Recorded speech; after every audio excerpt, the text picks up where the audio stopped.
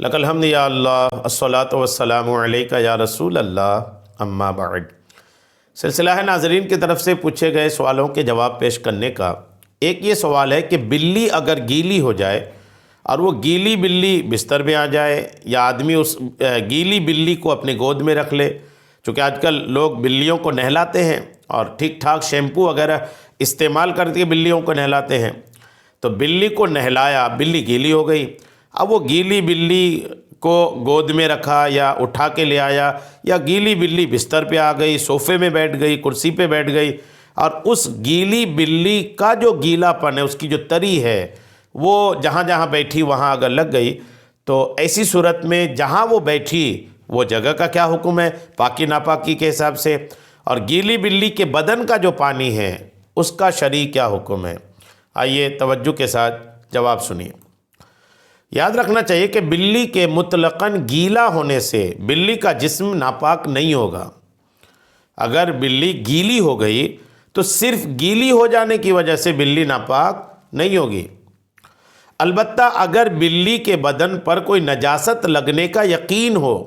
یہ نہیں کہ لگا ہوگا، نہیں، اگر بلی کے بدن پر کوئی ناپاکی لگنے کا، نجاست، کوئی گندگی، کوئی غلاظت لگنے کا یقین ہو تو جسم ناپاک کہلائے گا۔ یعنی یہ ہوا کہ بلی کے بدن پہ نجاست لگی تھی، کنفرم ہے، اور وہی نجاست لگی بدن بھیگ گئی پوری اور نجاست پھیل گئی، تو اب ظاہر سی بات ہے اس نجاست کی وجہ سے بلی کے بدن کا جو پانی ہوگا وہ ناپاک ہوگا۔ مثلا بلی نجس پانی سے نکل کر آئی ہے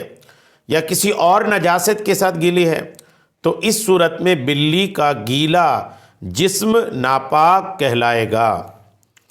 بار شریعت میں صدر الشریعہ بدر الطریقہ مفتی امجد علی اعظمی رحمۃ اللہ تعالی علیہ لکھتے ہیں کہ سور کے سوا اگر اور کوئی جانور کنویں میں گرا اور زندہ نکل آیا اور اس کے جسم میں نجاست لگی ہونا یقینی معلوم نہ ہو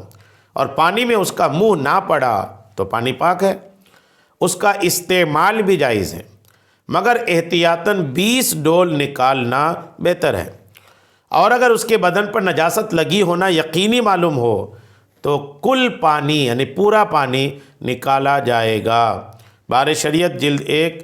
حصہ 2 کی صفحہ نمبر 337۔ تو یہ واضح ہو گیا کہ خالی بلی، صاف بلی، جس بلی کے بدن میں کوئی طرح کی نجاست نہیں ہے، وہ بلی گیلی ہو گئی یا آپ نے نہلا دیا، گیلی کر دیا، تو اس کا بدن پاک ہے، جہاں جہاں بیٹھے گی وہ حصہ بھی پاک رہے گا۔ لیکن اگر بلی کے بدن پر نجاست لگنا یقینی ہے یا بلی خود ناپاک پانی سے اٹھ کر کے آئی اور پھر وہ ناپاکی والا بدن لے کر بستر میں، گود میں، کرسی، صوفہ وغیرہ میں بیٹھی، تو پھر وہ پانی چونکہ ناپاک تھا، اس وجہ سے جہاں جہاں وہ بیٹھے گی وہ سارا حصہ ناپاک کہلائے گا۔ امید ہے بات آپ کو سمجھ میں آ گئی ہے۔ اللہ کریم ہم سب کو شریعت کے تمام مسائل سیکھنے، سمجھنے اور اس پر عمل کی توفیق عطا فرمائے، آمین، بجاہ النبی الامین صلی اللہ تعالی علیہ وسلم۔